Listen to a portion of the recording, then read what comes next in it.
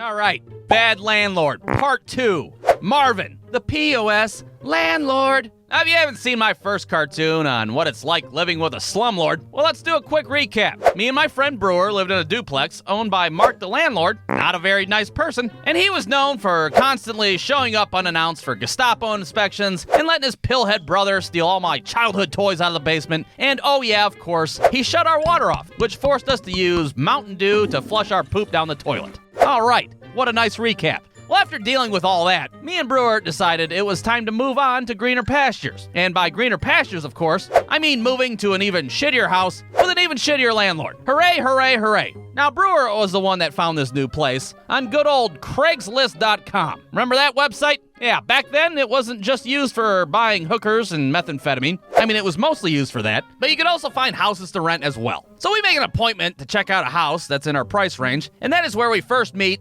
Marvin, the piece of shit landlord. Now, of course, we didn't know he was a piece of shit when we first met him, but he sure as hell wasted no time lying right to our fucking faces, let me tell you. Hi, I'm Marvin the landlord from, Pisshole Rental Properties. How you guys doing? Good, Marvin the landlord. Nice to meet you. You're not like one of those piece of shit landlords, are you? Oh, no, of course not. Me? No, I'm one of the good landlords. I tell you what, you boys couldn't have picked a nicer area. It makes Mr. Rogers' neighborhood look like a fucking crack den, I tell you what. Look, right over there, there's, old Mrs. McGillicuddy. Hello, Mrs. McGillicuddy. Lovely day we're having. I don't know who you are. She's got dementia, what can I say? Anyways, you guys want to go inside? So we gotta look at this house, and you know, it's a piece of shit, but that's alright, because Brewer and I are used to living in pieces of shit. It's our natural habitat after all. The only real problem that we had with the place was the backyard, because, well, there's a shit ton of garbage back there left behind from the last tenant. But according to good old Marvin the landlord, all of that would be cleaned up by the time we moved in. So, taking Marvin the landlord's word at face value, we agree to rent out the place. All right, looks like we got a deal. I just need you guys to sign this 2-year lease agreement, give me your first and last month's rent, a security deposit, your social security numbers, and if you could slice your hands open and make a blood pact not to fuck up the property, I can get you guys the keys by next week. So the following week, me and Brewer start moving all our stuff in, and we can't help but notice that the neighborhood seems a hell of a lot shittier than it did on our first visit. All of a sudden, there's like broken windows everywhere. There's like an active crime scene. Old Mrs. McGillicuddy's lying dead in the street and shit. Some meth head standing there holding a machete and a Newport. The fuck you looking at, Four Eyes? Nothing? Oh, God, get in the fucking house. Yeah, I don't know what kind of David Copperfield shit Marvin the landlord pulled off, but presto abracadabra, suddenly the neighborhood is a complete shithole. But hey, guess what? We signed a 2-year lease. Looks like it's home sweet home for the time being. I thought Marvin the landlord said this was a happy place. Yep, I thought so too. I don't think he's one of the good landlords, is he? No, Brewer, I don't think there's such a thing. Well, imagine my surprise when a few days later, I'm leaving the house to go to work, and I see that my car has a slashed front tire, and the words, bitch, ho, are spray painted on the side of it. Oh, what have they done to my sweet, sweet Chevy Cavalier? But then I look a little farther down the road, and I see that there's another white car, very similar looking to mine, with all of its tires slashed, and many, many more bitch hoes spray painted on the side of it. Now, I'm no Columbo, but I'm guessing what had happened was, late last night, some piece of shit wanted to get revenge on his ex-girlfriend, but he was so drunk, he didn't realize he was vandalizing the wrong car until he was fucking halfway through. Fuck, wait a minute, this isn't a Dodge Neon. Whoops. So I decided to go ahead and give Marvin the landlord a call because, well, he straight up lied about how great this neighborhood was. Hello, Pisshole Rental Properties. Marvin the landlord speaking. Yeah, hi. Just letting you know my car just got fucked 6 ways to Sunday out in the street. Oh, really? Sorry to hear about that. But, what's that got to do with me? Because you said this place made Mr. Rogers' neighborhood look like a fucking crack den, that's what. I did? Well, that's weird. I've never even seen Mr. Rogers' neighborhood. Oh well, sorry to hear that. Bye-bye. And just like that, in so many words, Marvin the landlord told me I could go fuck myself, and it was none of his business. Well, needless to say, I had a real rootin' tootin' time that day, driving to work on a donut with my bitch ho-mobile.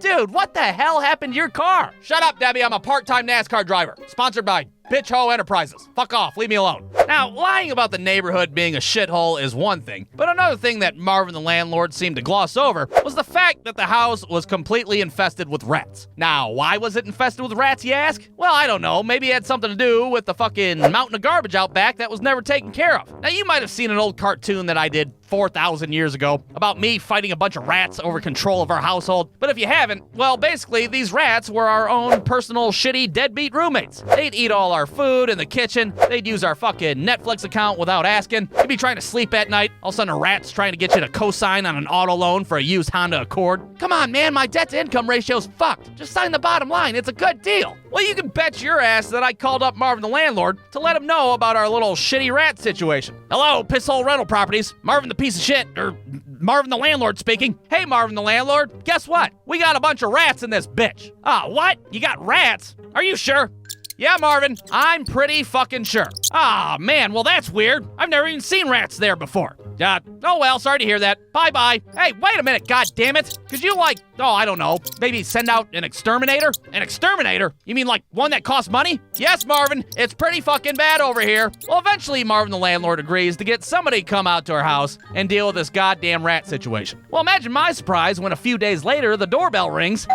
I go and open the door, and guess who's there? Not a fucking exterminator, I can tell you that. Instead, there's 2 rat traps left behind on the ground with a little post-it note attached to them. Good luck. Go get him, Tiger. Marvin the landlord. Oh, okay, cool. I guess we're the fucking exterminators then. That's neat. So after getting next to no help from Marvin the landlord, me and Brewer had no choice but to fight these rats all on our own. Oh shit, we need an airstrike now. Bombs, napalm, fucking Agent Orange. Who gives a shit? We need help. Again, if you want more details, go check out my old rat hunting video. Or don't, I'm not your dad. I can't tell you what to do. Just know that eventually, me and Brewer had to violate the Geneva Convention and use chemical warfare to poison all those fucking rats. Well, after dealing with that whole situation, me and Brewer were not trying to live in that house any longer. I mean, it's probably only a matter of time before that meth head out in the street breaks in and has his way with us. Ah! Do you guys want to buy some food stamps from me? Well, lucky for us, Brewer runs into a guy at work that has a rental property of his own, and he said that we could move in as soon as possible. So when Brewer comes home and tells me this, I'm like, hell yeah, let's get the fuck out of here. So I call up Marvin the landlord, and I'm like, hey Marvin, guess what? We're moving out next week. You can suck it. Whoa, what are you talking about? You guys signed a 2-year lease agreement, buddy. You're not going anywhere. Yeah, well, we're fucking breaking it. How about that? We done dealt with rats and meth heads, and somebody slut-shamed my Chevy Cavalier. We're done. We're getting out of here. Well, this little conversation quickly escalates into a screaming match over the phone. Marvin says something along the lines of us being pieces of shit and he should take us to court, and I say something along the lines of him being a slumlord piece of shit and he should go die in the street. Something along those lines. Well, eventually, Marvin gives in and he's like, you know what? Fine. To hell with you guys. You got a week to get all your crap out of my house. Goodbye. Fucking kids these days. Can't even deal with a meth head or a few dozen rats. Unbelievable. So after breaking our lease, Brewer calls up the guy from his work to let him know that we're good to go. Hi, it's me, Brewer. You know, the guy from Circle K? No, the other guy. You know, the guy that you think is weird, but you look past it because I give you free Polar Pops? Yeah, that's right. Hey, I'm just letting you know that we're ready to move in. Uh-huh. Oh, I see. Okay then, bye-bye. He said he already rented that place out to somebody else. What are you talking about? Brewer, I just broke our lease and called Marvin a slumlord piece of shit. Yeah, you probably shouldn't have done that. Well, we are now in quite the pickle, and it's becoming apparent that we have one of 2 choices to make. We can either A, live out on the street and start smoking crack, or we can B, call up Marvin the landlord and apologize for, calling him a slumlord piece of shit. Well, at first, I was like, fuck it. We can live out in the street. I can learn how to smoke crack. It can't be that hard. But then I was like, no, I can't do that. I was a Cub Scout, for Christ's sake. I took an oath not to smoke crack. So once again, I call up Marvin the landlord, but you bet your ass I am not going to apologize. Hey, Marvin the landlord, it's me again. Guess what? We're gonna do you a favor, we're gonna stay here, and we're not gonna break the lease. What? Are you serious? You're gonna keep giving me money, even though I'm a complete and utter piece of shit? Yep, that's right, and it has nothing to do with us not having another place to live. You're welcome, fuck off, thanks for nothing.